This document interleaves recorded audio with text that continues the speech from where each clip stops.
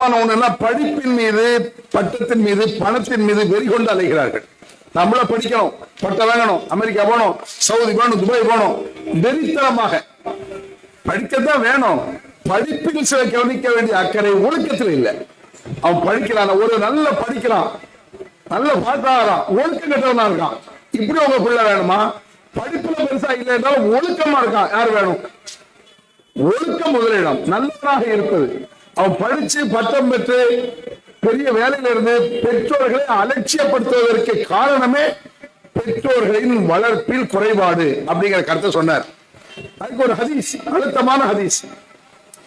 குல்லுக்கும் ராயின் ஓ குல்லுக்கும் மஸ்ஊலுன் an ரஅய்யத்திஹி நாங்க ரசூல் ஸல்லல்லாஹு அலைஹி வஸல்லம்.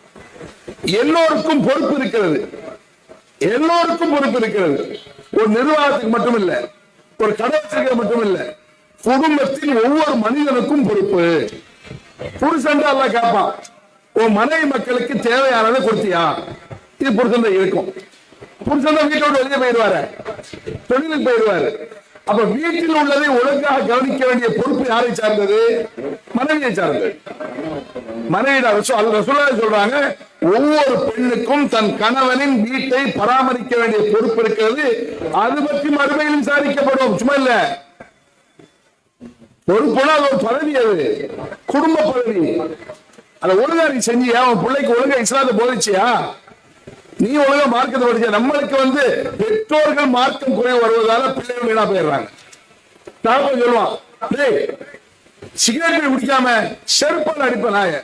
சரி, ஒரு சிகரெட் பாதி வாங்கிட்டு வா அவருக்கு. இப்படி எத்தனை அதே மாதிரி அம்மா படிக்காம என்ன செஞ்சுட்டு இருக்க?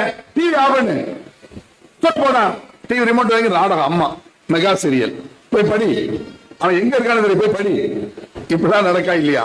அப்ப பெற்றோர்கள் கண்காணிக்க வேண்டிய கடமையில் உள்ளவர்கள். சமுதாயம் என்ன செய்யும்? சமுதாயம் உன் பிள்ளை மேல அக்கறை வச்சிருக்குமா?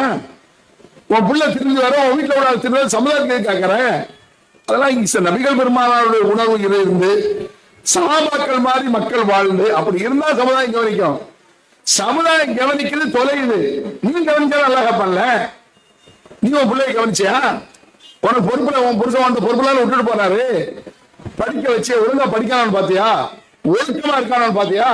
ஷைத்தான் வேலை பார்த்தா கவனிச்சியா இல்லையா என்ற ஒரு கேள்வி மறுமையில் பெற்றோருக்கு உண்டு. அப்போ ஒரு மனிதன் கெடுவதற்கு, ஒரு பிள்ளை கெடுவதற்கு பெற்றோருடைய கண்டிஷன் இல்லாமை.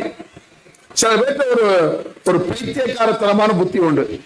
யாராவது சொன்னா கூட, உன் பையன் உன் பொண்ணு ஒருத்தன் கூட பார்த்தன, நம்ம பிள்ளையெல்லாம் அப்படி செய்யாது. எல்லா தாயமும் அப்படி சொல்லலாம். என் பிள்ளையெல்லாம் அப்படி சொல்ல, அப்ப எவன் தான் செய்யறான் நான் கேட்கிறேன். எல்லாரும் இப்படி சொன்னா இது தப்பான ஒரு செயல். அது கேள்விப்பட்ட உடனே உண்மையா பொய்யான்னு பார்க்கணும்.